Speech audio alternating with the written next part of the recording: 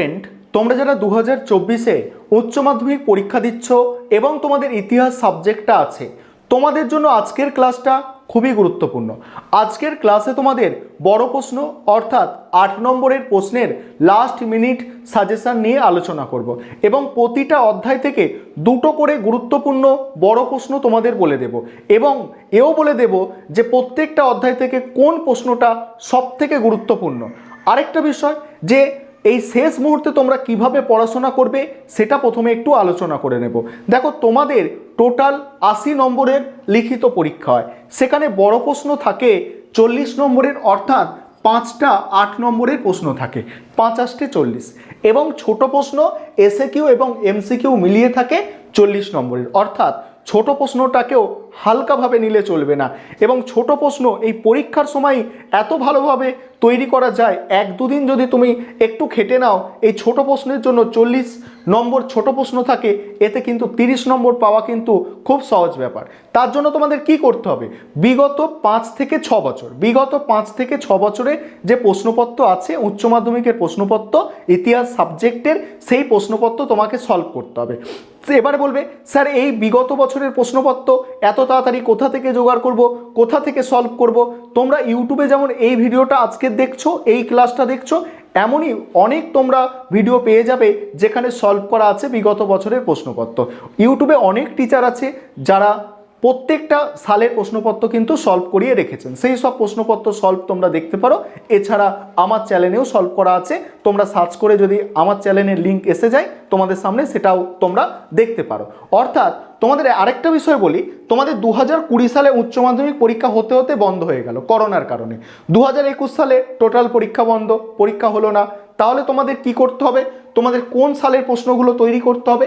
তোমাদের তৈরি করতে হবে 2022 সালের তৈরি করবে, তারপরে তোমাদের 19 সালের করবে, 18 সালের করবে, 17 সালের করবে, 16 সালের করবে, 15 সালের করবে। এই কটা বছরের ছোট প্রশ্ন তোমরা দেখো, তাহলে কটা বছর হচ্ছে, 1 2 3 4 5 6, এই 6টা বছরের ছোট প্রশ্ন তোমরা দেখে যাও, অবশ্যই তোমরা কমন পাবে। এবং আমিও বহু ক্লাস আপলোড করেছি আগে, সেগুলোও তোমরা দেখতে পারো। এবার আসছি বড় প্রশ্ন। বড় প্রশ্নের জন্য তোমাদের আমি সাজেশনটা বলবো, তোমাদের টোটাল 8টা অধ্যায় আছে, 8টা অধ্যায়। এই 8টা অধ্যায়ের মধ্যে প্রথম 4টে অধ্যায় নিয়ে তৈরি হয় গ্রুপ এ এবং পরের 4টে অধ্যায় নিয়ে তৈরি হয় গ্রুপ বি, ঠিক আছে? এবং প্রত্যেকটা এই যে 4টে অধ্যায় থেকে একটা একটা করে প্রশ্ন দেওয়া থাকে, ঠিক আছে? অর্থাৎ প্রথম গ্রুপে 4টে প্রশ্ন, দ্বিতীয় গ্রুপে 4টে প্রশ্ন পরীক্ষায় দেওয়া থাকে।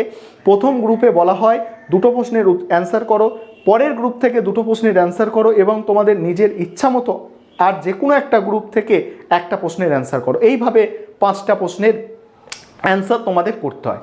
এবারে যে প্রশ্নগুলো তোমরা তৈরি করবে, প্রথম অধ্যায় থেকে মোস্ট ইম্পর্টেন্ট 2024-এ তোমরা যারা পরীক্ষা দিচ্ছ ইতিহাস সাবজেক্টের জাদুঘরের প্রশ্নটা। এখানে জাদুঘরের প্রশ্নটা খুব গুরুত্বপূর্ণ।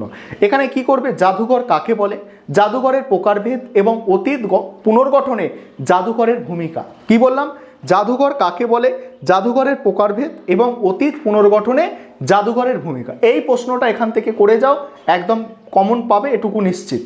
দ্বিতীয় অধ্যায়ে কি আছে, দ্বিতীয় অধ্যায়ের সবথেকে গুরুত্বপূর্ণ প্রশ্ন উপনিবেশিক সমাজে জাতি সংক্রান্ত প্রশ্ন ও তার প্রভাব। এই প্রশ্নটা দেখবে। তবে সবথেকে গুরুত্বপূর্ণ প্রশ্ন উপনিবেশবাদ ও সাম্রাজ্যবাদ বিষয়ে হবসন লেনিনের তত্ত্ব। কি বললাম, উপনিবেশবাদ ও সাম্রাজ্যবাদ বিষয়ে হবসন লেনিনের তত্ত্ব মোস্ট ইম্পর্টেন্ট প্রশ্ন 2 নম্বর অধ্যায় থেকে। 2 নম্বর অধ্যায়টাই তোমাদের জন্য খুব গুরুত্বপূর্ণ, কারণ বিগত বছরে 2 নম্বর অধ্যায় থেকে কোনো বড় প্রশ্ন পরীক্ষায় আসেনি, তাই 2 নম্বর অধ্যায় মোস্ট ইম্পর্টেন্ট তোমাদের জন্য। তারপর 2 নম্বর অধ্যায় থেকে যেটা পড়বে সেটা হচ্ছে সাম্রাজ্যবাদ বলতে কি বোঝো, সাম্রাজ্যবাদের উদ্ভবের কারণ। উপনিবেশবাদ বলতে কি বোঝো, উপনিবেশবাদের সঙ্গে সাম্রাজ্যবাদের সম্পর্ক। এই 3টে প্রশ্ন তোমরা 2 নম্বর অধ্যায় থেকে তৈরি করো।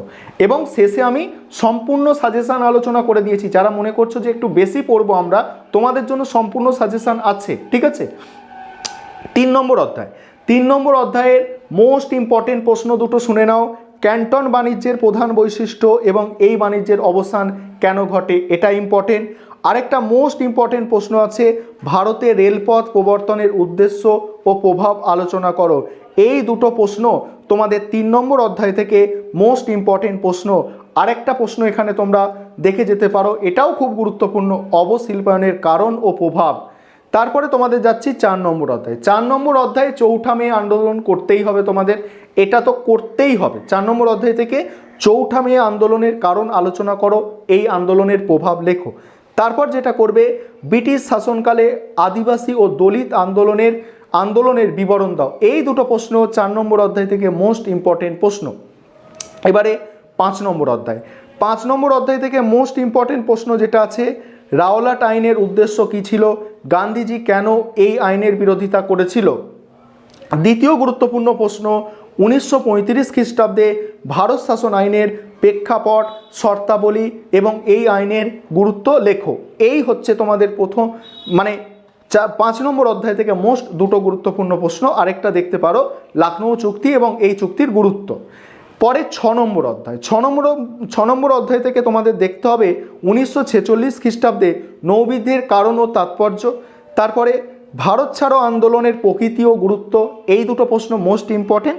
এছাড়া তোমরা হোচিমিনের নেতৃত্বে ভিয়েনার মুক্তিযুদ্ধ, এটা তোমরা একটু দেখে যেতে পারো। 7 নম্বর অধ্যায়। 7 নম্বর অধ্যায়ে মোস্ট ইম্পর্টেন্ট দুটো প্রশ্ন শুনে নাও। ঠান্ডা লড়াই বলতে কি বোঝো, এর তাত্ত্বিক ভিত্তি ব্যাখ্যা করো। আরেকটা প্রশ্ন এখানে, জোট নিরপেক্ষ আন্দোলন কি, এর উদ্দেশ্য ও প্রভাব লেখো। এই দুটো মোস্ট ইম্পর্টেন্ট। এছাড়া আমি সম্পূর্ণ সাজেশন শেষে আলোচনা করেছি, দেখে নেবে তোমরা। তারপরে 8 নম্বর অধ্যায়। 8 নম্বর অধ্যায় থেকে প্রথম সবথেকে মোস্ট ইম্পর্টেন্ট প্রশ্ন, প্রথম 3টি পঞ্চবার্ষিকী পরিকল্পনার লক্ষ্য ও গুরুত্ব লেখো। এবং আরেকটা প্রশ্ন এখান থেকে, সার্ক প্রতিষ্ঠার প্রেক্ষাপট ও উদ্দেশ্য। এই দুটো মোস্ট ইম্পর্টেন্ট। এছাড়া আরও প্রশ্ন আছে, সেগুলো তোমরা শেষে দেখে নেবে। এবারে তোমরা শেষে সম্পূর্ণ সাজেশনটা দেখে নাও এবং তোমাদের যেভাবে বললাম এইভাবে তোমরা এই কয়েকটা দিন ভালো করে পড়াশোনা করো, দেখবে তোমাদের ভালো নম্বর আসতে অবশ্যই আসবে। ঠিক আছে, চলো ভিডিওটা অবশ্যই তোমরা বন্ধুবান্ধবদের মধ্যে শেয়ার করে নিও এবং তোমরা সম্পূর্ণ সাজেশনটা দেখে নাও। এবারে তোমরা সম্পূর্ণ সাজেশনটা দেখে নাও। 1 নম্বর অধ্যায় থেকে সাজেশনে যেসব প্রশ্নগুলো আমি রেখেছি দেখো, এর মধ্যে প্রথম 3টে প্রশ্ন সবথেকে গুরুত্বপূর্ণ। 1 নম্বর হচ্ছে জাদুঘর কাকে বলে, জাদুঘরের প্রকারভেদ আলোচনা করো।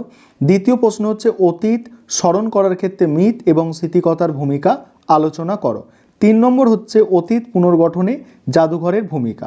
তারপরে তোমরা নিচের দুটো প্রশ্ন দেখতেও পারো, যাদের পক্ষে সম্ভব তোমরা নিচের দুটো প্রশ্ন দেখবে। একটা হচ্ছে লোককথা আর একটা হচ্ছে পেশাদারি শাখা হিসাবে ইতিহাসের গুরুত্ব লেখো। তবে প্রথম যে 3টে প্রশ্ন, এই 3টে প্রশ্নের মধ্যে জাদুঘর আর অতীত পুনর্গঠনে জাদুঘরের ভূমিকা খুবই গুরুত্বপূর্ণ। অর্থাৎ জাদুঘর দিয়ে এবারে প্রশ্ন অবশ্যই আসতে চলেছে। দ্বিতীয় অধ্যায়টা স্টার দিয়ে রেখেছি। প্রথমেই বলেছি তোমাদের 2 নম্বর অধ্যায় থেকে বিগত বছরে কোনো বড় প্রশ্ন আসেনি, সুতরাং এবছর আসবে এটুকু নিশ্চিত। এখান থেকে যে প্রশ্ন তোমাদের সবথেকে গুরুত্বপূর্ণ সেটা হচ্ছে উপনিবেশবাদ ও সাম্রাজ্যবাদ বিষয়ে হবসন লেনিনের তত্ত্ব আলোচনা করো। তারপরে হচ্ছে দেখো উপনিবেশবাদ বলতে কী বোঝো, এর সঙ্গে সাম্রাজ্যবাদের যে সম্পর্ক সেটা, আর সাম্রাজ্যবাদ কাকে বলে, উদ্ভবের কারণ, আর উপনিবেশিক সমাজে জাতি সংক্রান্ত প্রশ্ন ও তার প্রভাব আলোচনা করো। এখান থেকে প্রথম 4টে প্রশ্ন খুবই গুরুত্বপূর্ণ। তবে মার্কেলটাইল মূলধন যেটা আছে এটাও কিন্তু দেখতে পারো তোমরা একটু। 3 নম্বর অধ্যায়। 3 নম্বর অধ্যায়ের মোস্ট ইম্পর্টেন্ট প্রশ্ন যে দুটো সেটা হচ্ছে এই প্রথম দুটো। একটা হচ্ছে ক্যান্টন বাণিজ্যের প্রধান বৈশিষ্ট্য আর এই বাণিজ্যের অবস্থান কেন ঘটে, আরেকটা হচ্ছে রেলপথ প্রবর্তনের উদ্দেশ্য ও প্রভাব আলোচনা করো। পরের প্রশ্ন হচ্ছে উপনিবেশিক ভারতে অবশিল্পায়নের কারণ ও প্রভাব লেখো। তারপরে হচ্ছে ব্রিটিশ ইস্ট ইন্ডিয়া কোম্পানির আমলে ভারতে ভূমি রাজস্ব ব্যবস্থার সংক্ষিপ্ত পরিচয় দাও। প্রথম দুটো প্রশ্ন সবথেকে গুরুত্বপূর্ণ। প্রথম দুটো প্রশ্ন তৈরি হয়ে গেলে পরের প্রশ্নগুলো তোমরা দেখতে পারো। তারপরে দেখো এটাও তোমরা একটু দেখতে পারো, চীনের ওপর অসম চুক্তিগুলি সংক্ষেপে আলোচনা করো। 4 নম্বর অধ্যায় থেকে মোস্ট ইম্পর্টেন্ট প্রশ্ন হচ্ছে চীনের চৌঠা মে আন্দোলন, এটা সবথেকে গুরুত্বপূর্ণ। তারপরে ব্রিটিশ শাসনকালে আদিবাসী ও দলিত আন্দোলনের বিবরণ দাও, এটাও খুবই গুরুত্বপূর্ণ প্রশ্ন। বাংলার নবজাগরণের প্রকৃতি আর আলিগড় আন্দোলনের সংক্ষিপ্ত বিবরণ দাও। এই প্রশ্নগুলো তোমাদের আমি 4 নম্বর অধ্যায় থেকে সাজেশানে রেখেছি। 5 নম্বর অধ্যায়। 5 নম্বর অধ্যায় দেখো প্রথম প্রশ্ন হচ্ছে লখনৌ চুক্তির শর্তাবলী আলোচনা করো, এই চুক্তির গুরুত্ব আলোচনা করো। পরে আছে রাওলাট আইনের উদ্দেশ্য কী ছিল, গান্ধীজি কেন এই আইনের বিরোধিতা করেছিল। 3 নম্বর প্রশ্ন আছে 1935 খ্রিস্টাব্দে ভারত শাসন আইনের প্রেক্ষাপট ও শর্তাবলী আলোচনা করো, এই আইনের গুরুত্ব লেখো। 6 নম্বর অধ্যায়। 6 নম্বর অধ্যায় থেকে দেখো, 6 নম্বর অধ্যায় হচ্ছে ভারত ছাড়ো আন্দোলনের প্রকৃতি ও গুরুত্ব আলোচনা করো। আর 1946 খ্রিস্টাব্দে নৌবিদ্যের কারণ ও তাৎপর্য আলোচনা করো। তারপরে হচ্ছে মাউন্ট ব্যাটেনের পরিকল্পনা কি, এই পরিকল্পনার মূল বিষয়। প্রথম 3টে প্রশ্ন এখানে বেশি গুরুত্বপূর্ণ এবং তারপরেও তোমরা 4 নম্বর প্রশ্নটা দেখতে পারো যে হোচিমিনের নেতৃত্বে ভিয়েনা মুক্তিযুদ্ধের বিবরণ দাও। তারপরে দেখো অধ্যায় 7। অধ্যায় 7 থেকে যেসব প্রশ্নগুলো তোমরা তৈরি করবে, দেখো সবথেকে গুরুত্বপূর্ণ প্রশ্ন এখানে যেটা আছে, ঠান্ডা যুদ্ধ বলতে কী বোঝো, এর তাত্ত্বিক ভিত্তি ব্যাখ্যা করো। তারপরে প্রশ্ন যেটা আছে দেখো 7 নম্বর অধ্যায় থেকে, জোট নিরপেক্ষ আন্দোলন কি, এর উদ্দেশ্য ও প্রভাব, এই দুটো সবথেকে গুরুত্বপূর্ণ। তারপরে এখানে আরও প্রশ্ন আছে যে কোরিয়ার যুদ্ধের ফলাফল ও তাৎপর্য, তারপরে 1950-এর দশকে আন্তর্জাতিক রাজনীতিতে কমিউনিস্ট চীনের প্রভাব, এগুলো তোমরা একটু দেখতে পারো। তারপরে 8 নম্বর অধ্যায় থেকে মোস্ট ইম্পর্টেন্ট প্রশ্ন যেগুলো আছে সেগুলো দেখো, প্রথম 3টি পঞ্চবার্ষিকী পরিকল্পনার লক্ষ্য গুরুত্ব, এটা মোস্ট ইম্পর্টেন্ট। তারপর দেখো তৃতীয় বিশ্ব বলতে কী বোঝো, এর বৈশিষ্ট্য আলোচনা করো, বিশ্ব রাজনীতিতে প্রভাব। সার্ক প্রতিষ্ঠার প্রেক্ষাপট উদ্দেশ্য, এটাও খুব গুরুত্বপূর্ণ প্রশ্ন। তারপর আছে স্বাধীন বাংলাদেশের উত্থান ও শেখ মুজিবুর রহমানের ভূমিকা। এখান থেকে আমি 4টে প্রশ্ন দিয়েছি, তার মধ্যে 1 নম্বর প্রশ্ন, 2 নম্বর প্রশ্ন এবং 4 নম্বর প্রশ্ন সবথেকে গুরুত্বপূর্ণ।